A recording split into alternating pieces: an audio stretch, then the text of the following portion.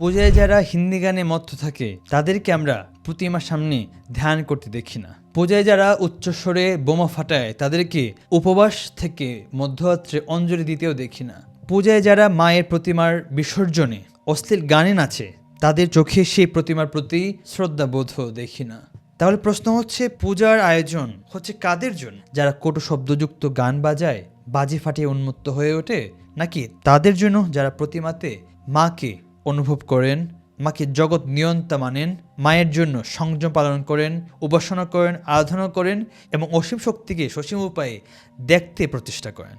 সমাজকে এই স্থানে একটি স্পষ্ট দেয়াল তৈরি করতে হবে। দ্ব্যর্থহীনভাবে একটি দিক বেছে নিতে হবে। এই পূজা কাদের জন্য আয়োজিত হচ্ছে?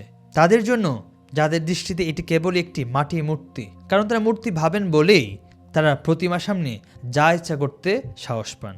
মাকে অনুভব করলে এই অধ্যত্ব দেখানো তারা সাহস করত না। এই পূজা কি তাদের জন্য যারা মায়ের দিব্য রূপ উপলব্ধি করতে পারেন? উত্তর যদি হ্যাঁ হয়, তাহলে আমাদের দেয়ালটাকে এক পাশে নিয়ে আসতে হবে। যারা বাজি ফাটায় তাদের বয়স কত? সাধারণত 8 থেকে 12 বছর। এই কাজটি তারা তাদের পিতামাতার সম্মুখেই করে এবং প্রশ্রয় পায় বলেই করে। কারণ তাদের অভিভাবকরা জানেন এমন কার্যকলাপ করলেও সমাজ তাদের কার্যকরভাবে বাধা দেবে না।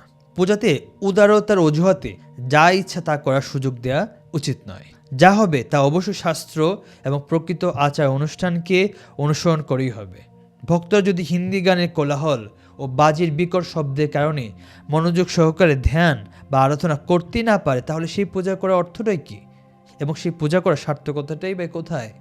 সমাজের সকল স্তরের মানুষকে একটি কনসেনসাস বা ঐক্যতানে আসতে হবে এবং সিদ্ধান্ত নিতে হবে কোনটি ধর্মীয় আচার আর কোনটি অনাচার তার নির্দিষ্ট করতে হবে। এই অনাচার অবশ্যই বন্ধ করতে হবে। কিছু মানুষের অবিচক আচরণের জন্য যেন পূজার পবিত্রতা ভবিষ্যতে আর বিঘ্নিত না হয়, সেই দায়িত্ব আমাদের সকলের। সবাইকে ধন্যবাদ স্পিরিচুয়াল টক বাই অর্জনের সাথে থাকার জন্য।